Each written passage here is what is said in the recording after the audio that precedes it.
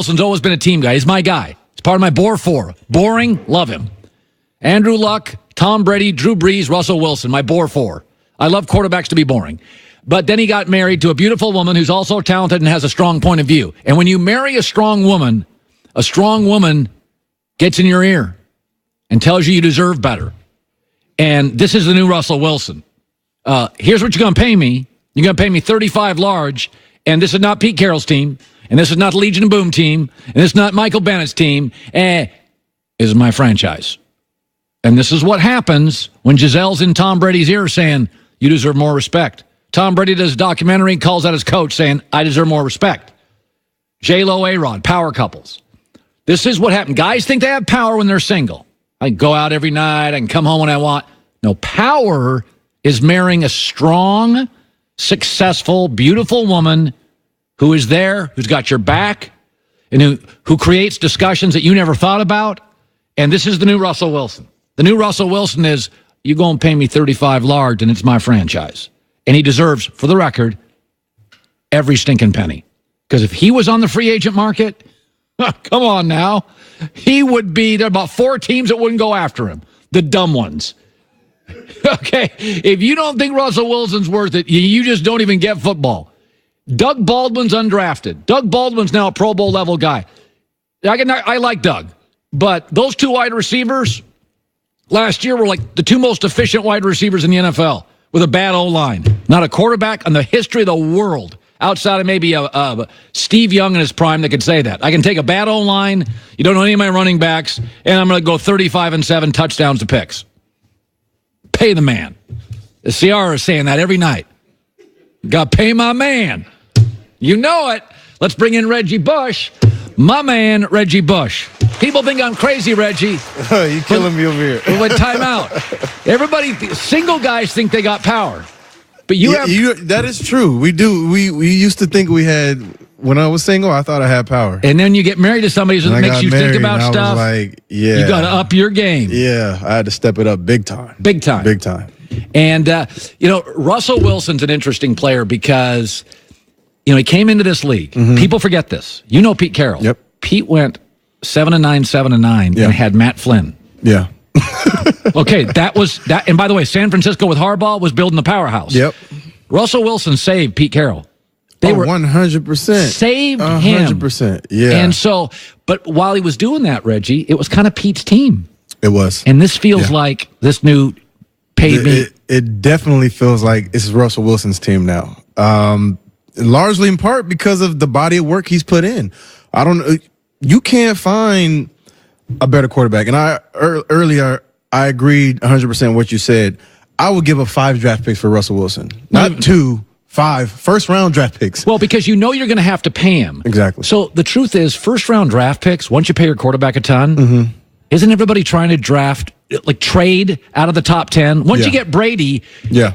So, to me, once you get Russell Wilson, the whole goal of this damn league is get Russell Wilson. Get Andrew Luck. Get Carson Wentz. Yep, it is. Do you know what's funny about him? When he came into the league, it's remarkable. He was 5'10 and a half. His college coach kind of bailed on him. Were you ever on the field with him at all, with Russell? Yes. Oh, yeah. Okay, go to the games you're on the field. What do you make of him as just a player? His energy, his juice? He's just a playmaker. The guy finds ways to make plays any way possible. The traditional drop back, stay in the pocket quarterback, that's not him. He finds ways to make plays happen. And I saw that on the football field in first person, and it was special. I felt like I was witnessing greatness. And every time I turn on a football game and Russell Wilson's playing, I'm a fan. I'm watching to see what he's going to do next, how he's going to make a play, because that's who he is by now. He's just a playmaker. Like, yes, he plays the quarterback position. Yes, he throws a great football. He is undersized, all those things, but he just makes plays. By the way, he had a game last year against Carolina. I talked about it a lot. It was absolutely an orchestra of greatness. About 8 minutes left. They're down a couple. You're like, they have no chance. Yes. Russell Wilson just ran around the field, made plays, and you're just like, oh my. How do you do it? Russell Wilson does stuff I've never seen done. When that year, two years ago, when their offensive line was terrible and he was running for his life every time he got the football, I thought for sure one of those games he was going to leave on a stretcher. because they just weren't blocking for him. There was one game where they played against the Rams. Aaron Donald sacked him, and he grabbed him by his collar and literally threw him down neck and head first. And I thought to myself at that point, if he's not already dead at some point in time before this game is over, he's not going to make it out because they couldn't block for him. No. He was running for his life. He was throwing the football down the field, and he was still productive. Oh, no. Still productive. Couple of things here. Cleveland's now got an offense with a lot of stars. Yeah. Duke Johnson, a very good running back, by the way, came out this weekend and said, "Get me out of here." I'm not saying the chemistry would be bad, but people want to be fed. Yeah. When Duke Johnson says, "Get me out of here," and now you're going to be left with Nick Chubb and Kareem Hunt potentially in week 8. Yeah. Is it possible over the course of a season? You got a Jarvis Landry. Njoku, the tight end's amazing. You got Odell. Like yep. Can you have too many mouths to feed? I don't think so. And I think this is going to be on Freddie Kitchens because Freddie Kitchens, the running back coach, has to be different than Freddie Kitchens, the head coach, because now he has to command respect. And I think about Sean Payton's first year as a head coach because take me there. You have to become a people person, right? When you're the CEO, because you have a lot of different personalities, especially with the Cleveland Browns, they got a lot of different personalities. So Freddie Kitchens has to become a people person. He has to understand what makes them tick, what they like, don't like, and how to, make them happy and get the most out of his players. Sean Payton, his first 2-3 years in the league, he was a dictator, and he was more of a Parcells coach than he is now. That was his number one coaching ally. Exactly. And so when I look at Sean Payton now, I'm like, that would have never flew my rookie year. I remember my rookie year training camp, I thought about quitting football because that's how much of the workload he put on us. And understandably, because you're having to, you have the task of changing the face of a franchise, right? Changing the direction and the way people think about the New Orleans Saints. And New Orleans Saints now, nobody thinks about the Saints the way they used to before we got there, right? They were the Aints back then. People would show up to the games with trash bags over their heads. Right. And there wouldn't be a lot of people at the games.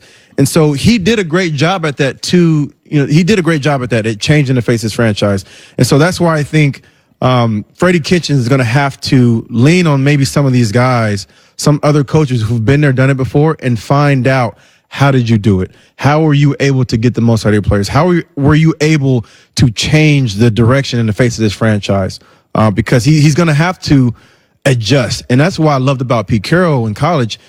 He was able to adjust, and he understood each player individually, and he understood what we needed to get the best out of us. Finally, Matt LaFleur is the new coach of Green Bay. Story came out yesterday. He's yet to meet Aaron Rodgers. Yeah. Is that cool or not? What do you make of that? If I'm the head coach for the Green Bay Packers, the very first person I'm going to seek out is Aaron Rodgers. Wherever he is, I'm going to fly to him. And I'm going to sit down and have a conversation with him. That's what I would start to develop a relationship with him because he's been used to Mike McCarthy for the last 13 years. So now he has a new coach, a new mentality, a new personality. All these things are going to be different for him, and they're going to have to develop a relationship very quickly. And so I don't know if waiting. And by the way, once camp starts, you're sort of busy as a first-year head coach. Yeah, you're trying to go through player personnel and the kind of offense you're going to put in, and the kind 11 new draft picks. Yeah, draft picks. You got all these things on your plate. Trying to develop a relationship at that time is going to be, I imagine, it's going to be kind of tough for him. Now, it won't be impossible, but I would like to take advantage of some of this free time that we have and just start to get to know my quarterback, get to know the star of my team. Did first year Drew Brees and Sean Payton, did they click? Yeah, they clicked. Yeah, they did. And, there was an adjustment period for all of us because there were times where Coach Payton got pushed back from the players because we felt like he was working us too hard. And so over time, we adjusted. I think we both adjusted to each other. Sean adjusted to the players, and the players adjusted to him. And so I never forget, I thought one of the best things Coach Payton did at that time, I remember we had training camp in Jackson, Mississippi, and we had to stay there for about 2 months because we didn't have a home stadium. And so we were in this hotel And I mean, this hotel was bad. Like it was not nice. It looked like a trap house. Like it looked like they was probably pushing some drugs up out of there. Wow. And Sean had us in a team meeting, and he said, "Guys, listen, I apologize for this. This will never happen again. You guys deserve better." And he got us out of that day. And I thought, to me, I thought that really showed just a lot about his personality, his character, who he was as a coach. That he really understood and cared about the players. And so that was kind of the first thing I remember about Sean Payton and about him really connecting with the players and to what we needed and wanted. Good seeing you, bud. Yeah, you too, brother. By the way, he's part of our, Reggie is part of our new college football show. Urban Meyer, Matt Leinart, Brady Quinn, hour-long pregame show. Rob Stone's on that as well. Did I miss anybody? Urban, you, Leinart, and Brady Quinn. Brady Quinn fires shots. Yeah. Watch out. He'll come right after you. I'm ready. Good Notre Dame guys, too. You know how they are. I do. One of my best friends is a Notre Dame guy, Golden Tate. So we go back and forth, yeah. Well, he just got sorted. He's going. Where's Golden Tate? He's going to Giants. Oh, that's right. He's going to New York Giants. Yeah, he just signed with the Giants. So I'm excited for him. Good seeing you. Yeah, you too. Rick Bucher's around the corner. We got good stuff with Bukes today.